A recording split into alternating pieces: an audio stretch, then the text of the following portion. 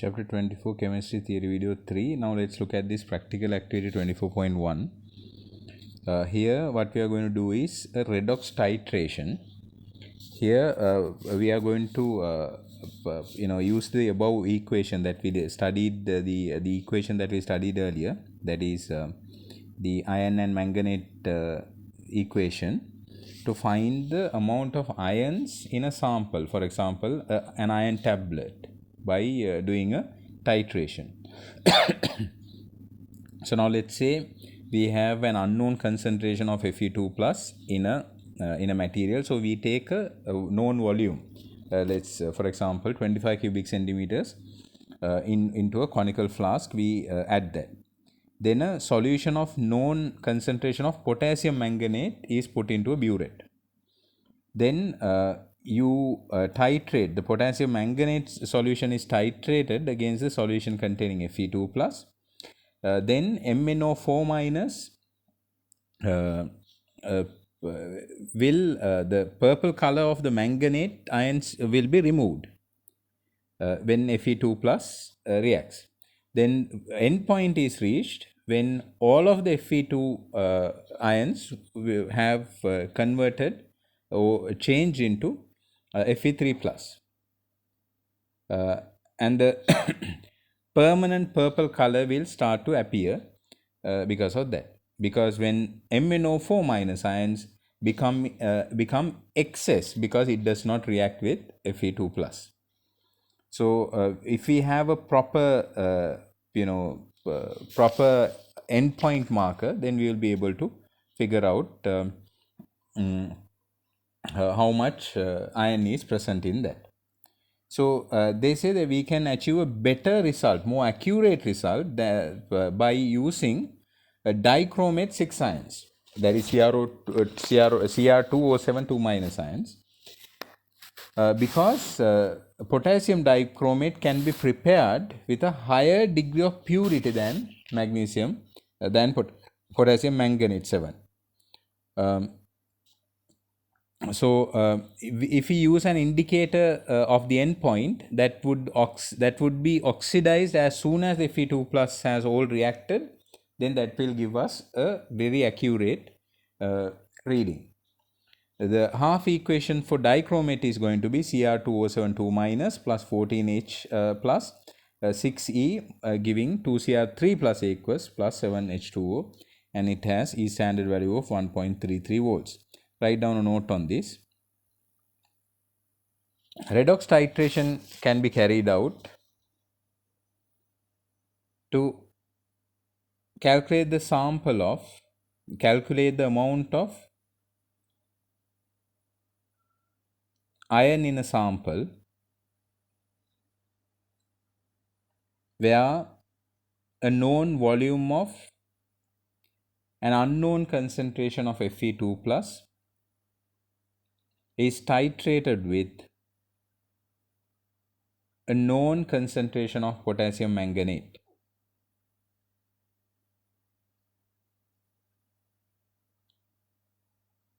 The purple color of the manganate ion would be removed,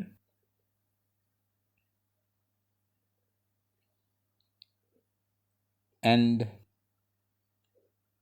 when all Fe2 plus ions have all reacted, first permanent purple color will appear in the conical flask.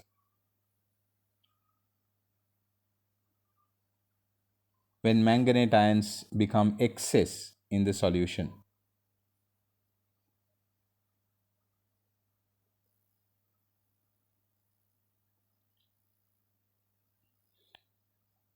This can be more accurately checked by using dichromate 6 ions, because they tend to have a higher purity than manganate ions.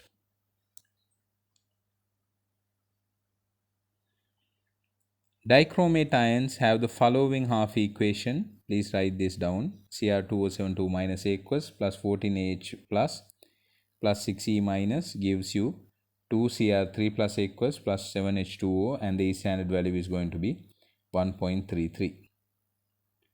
Right. I hope that made sense. Now let's go to this worked example. A 0.420 gram of iron ore were dissolved in acid so that all of the iron present in the original ore was then present as Fe2 plus ions aqueous. The solution obtained was titrated against 0.4 m KMnO4 minus KMnO4.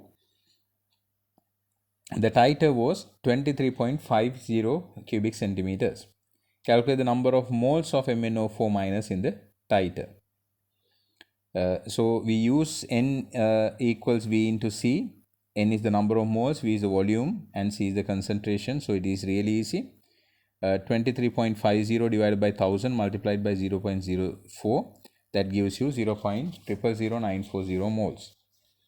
Now we need to calculate the number of moles of Fe2 plus in the solution. So then the equation for the titration is going to be 5 Fe2 plus MnO4 minus giving 8 plus 8H plus giving 5 Fe3 plus Mn2 plus 4H2O. So the number of moles of Fe2 plus will be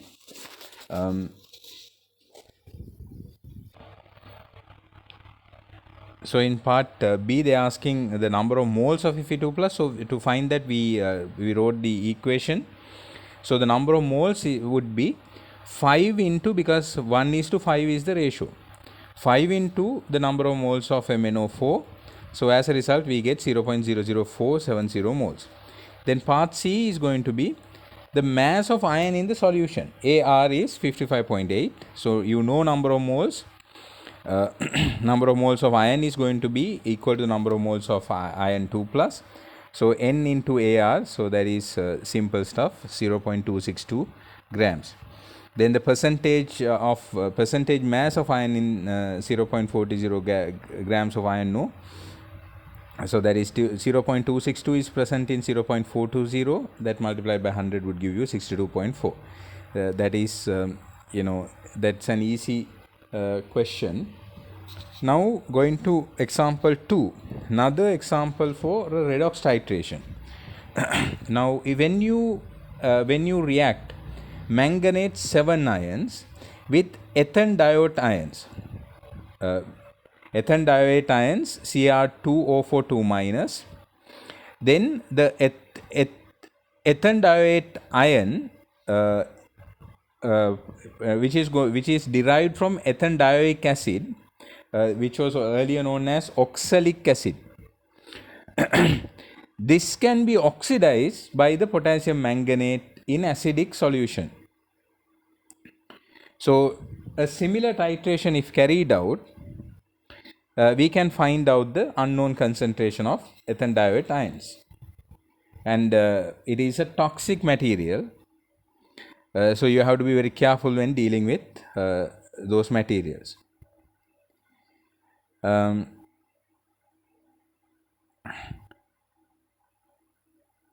The half equation of the ethane diode ion is going to be C2O42 minus aqueous turning itself into 2 carbon dioxide plus 2 electrons, plus 3 is turning into plus 4. So the reduction of manganate ions to manganese is we used that same equation earlier also. So then in comparison you are going to get this when you combine the half equations, you are going to get 2 MnO4 minus plus 5 C2O42 minus joining with 16H plus to give you 2 Mn2 plus 10 carbon dioxides and 8 water. So there would be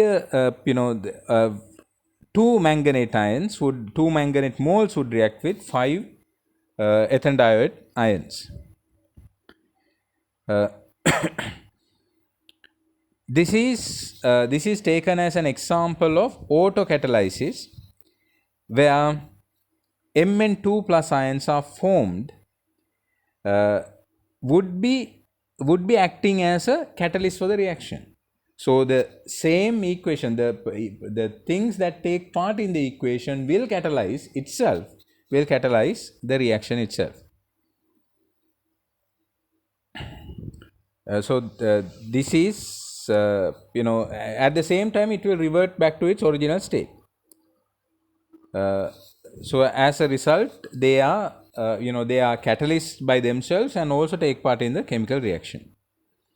Then they can also accept pairs of electrons into their vacant d orbitals because they are, they are vacant, and they can form dative bonds with ligands. That is also something that you need to remember. Write down a note on this. Another example for a redox titration is the reaction of manganate 7 ions with ethane diode ions, C2O4 minus.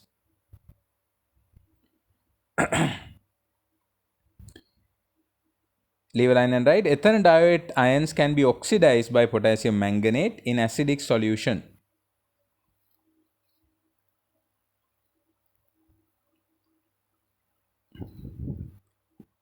Write down the half equation. C2O4 minus aqueous. Half equation for ethane diode is C2O4 minus aqueous, giving 2CO2 gas plus 2 electrons. So the plus 3 is turning into plus 4. Then in manganate, MnO4 minus aqueous, that is plus 7 plus 8H plus 5 electrons give you Mn2 plus aqueous plus 4H2O. So you have to multiply the first equation by 5 and the second by 2 to take the common number of electrons 10. Then you combine the half equations to get this result. Please write this down as well. Then finally you have 2 MnO4 minus aqueous plus 5 C2O4 minus aqueous plus 16H plus aqueous gives you 2 Mn2 plus aqueous plus 10 carbon dioxide and 8 H2O. Leave a line and write down. This reaction is an example of autocatalysis. That is, the manganese ions formed act as a catalyst for the reaction.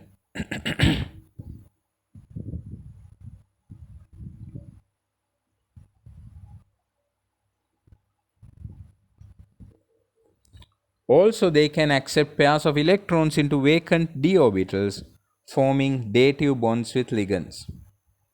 Now we are going into example 3. Here what we are looking at is copper 2 ions reacting with iodide ions in aqueous solution. So to cancel, we get the equation 2Cu2 plus 2 electrons giving 2Cu2 plus and 2I minus giving I2 plus 2 electrons. So when you add them together, you get 2Cu2 2 plus 2I minus giving 2Cu plus plus I2.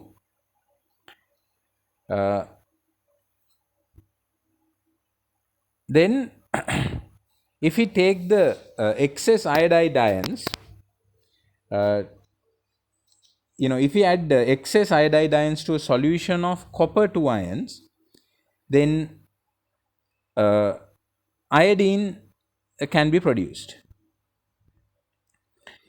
So if when we know that iodine is produced, we can use starch indicator to find an accurate endpoint in a titration, because you know what happens when iodine is added to starch.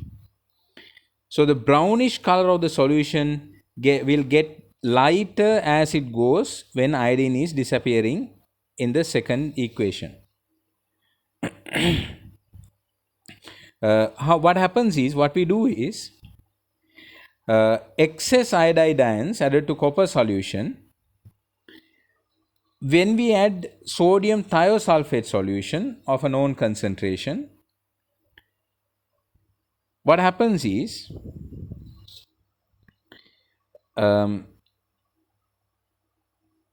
the aqueous iodine will react with the thiosulfate ions to produce 2I minus and S4O6 2 minus.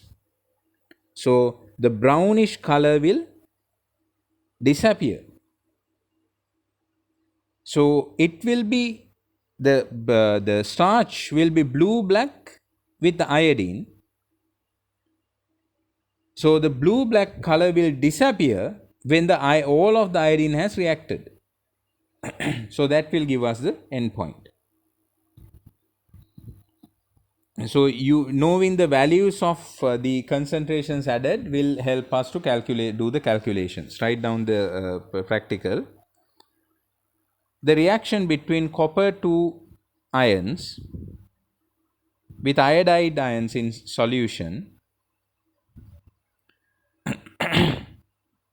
will give the following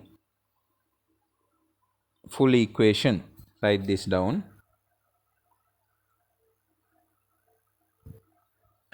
2Cu2 plus 2 electrons giving 2Cu2 plus and 2I giving I2 and 2E.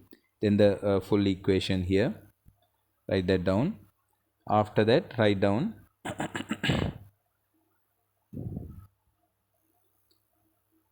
if we take this reaction mixture and titrate it with sodium thiosulfate, following reaction will take place.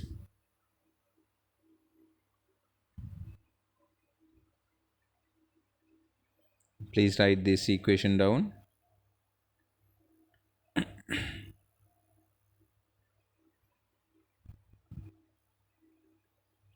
We can use starch indicator to find the end point of the reaction.